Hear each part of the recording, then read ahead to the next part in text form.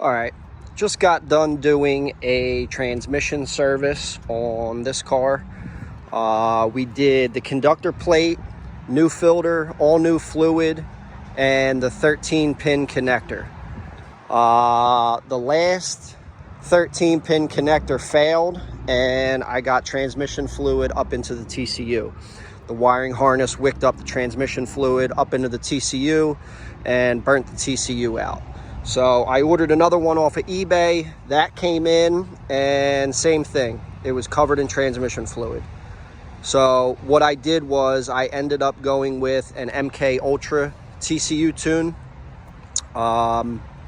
And the map that I went with was their SLR Black Series map. So apparently they revamped it a little bit. Very impressed with the downshifts related to throttle input. So they're much quicker, and they sped up the process. Since this is a 5-speed transmission, they don't skip gears. So if you're in 5th and you hammer it, it has to drop to 4th and the 3rd. So what they did was they sped that up, that process of dropping down 2 gears a lot faster, from what I understand. And just overall, I mean, it makes the car feel a lot better. The transmission is just quicker. It feels like a newer car. So that's taken care of. Any piece of advice I could give you guys, especially with these older S-classes, I mean, they're getting older, but make sure you change that 13-pin connector out, because the last thing you want to do is have transmission fluid get wicked up into the TCU, burn the TCU out, and then that just causes headaches and problems. So got that situated. When I probably put, I don't know, I'd say 200, maybe 250 miles on the car since I put the new TCU in. You got to let it relearn and go through its adaptation phase, and then you can start hammering on it a little bit. So it's running and driving great. I still have a couple things that I have to get taken care of. I just ordered all new gaskets, all new seals for the oil cooler. I'm still getting a leak from around the bottom of the oil cooler, so I'm gonna pull that off and reseal that. And what else? I have a new reseal kit for the ABC valve blocks. This side in particular drops a lot quicker than the other side, especially in the rear. I'm noticing that it's just not holding the pressure, so they'll get pulled out and rebuilt. And I think that's basically it. I mean, I just went through and did motor mounts, transmission service.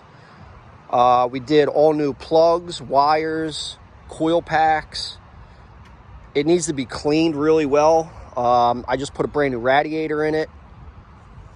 What else? Everything in the ABC is brand new, all brand new accumulators. I replaced one of the ABC lines. I did have a line that blew, but that was due to the accumulators not being replaced. So I went through and replaced all the accumulators, the pulsation dampener. Everything in the ABC is pretty much new. All fresh fluid, brand new filter. So that's taken care of. I'm having an issue with the wiring harness on the driver's side headlights. Actually, both headlights. The wiring harness inside the headlight is just completely deteriorated.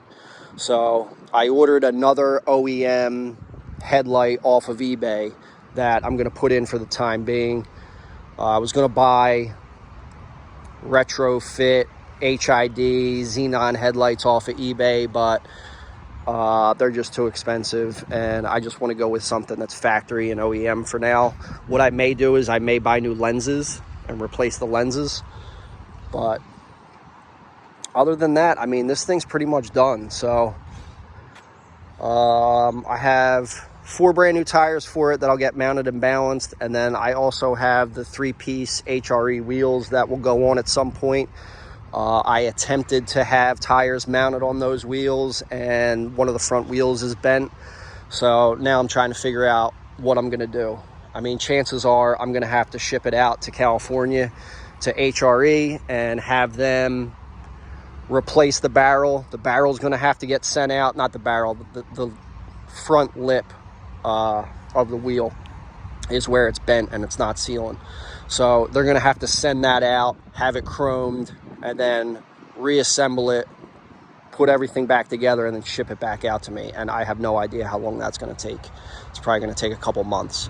So hopefully before the end of summer, I'll have the wheels on and they'll be mounted and balanced. Planning on taking this car down to Florida, another trip to Florida at the end of this month. So I just kind of wanted to get everything sorted and taken care of. So the only thing that's left really, I mean, is cosmetic stuff. I'm going to try to find two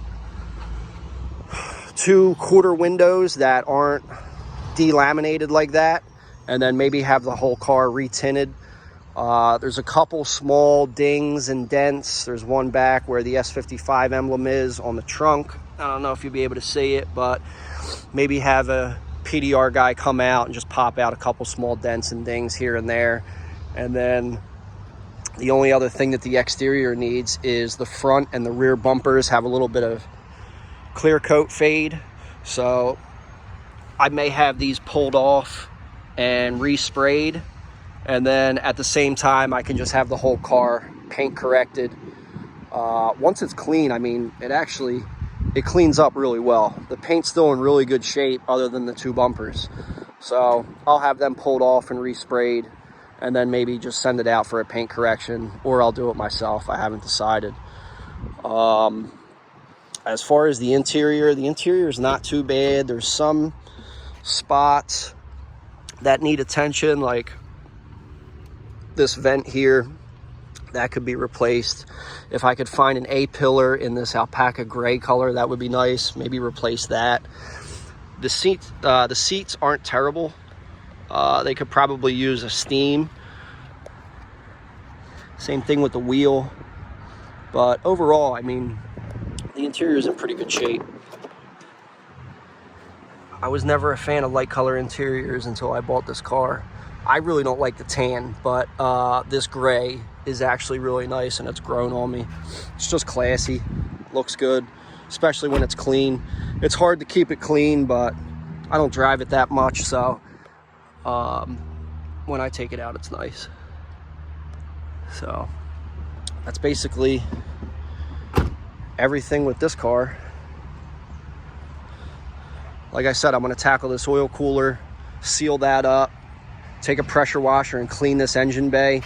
I think I mentioned before, when I put the radiator in, I didn't put one of the clips on this oil cooler line, and it rubbed up against one of the pulleys and it shredded the line.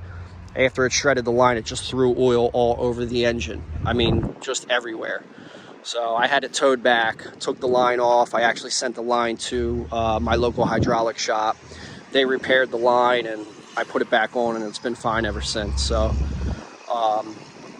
it just needs a really good clean and a detail on the engine bay. I have the front cover for it. That's sitting on the bench. I had one of the clips break off, so I'm just going to JB weld the clip back on and clean the cover up, and then I'll put that back on. So what else? We did the VRP split cooling, and I think that's basically it. I got an 83 millimeter pulley sitting on the bench for it.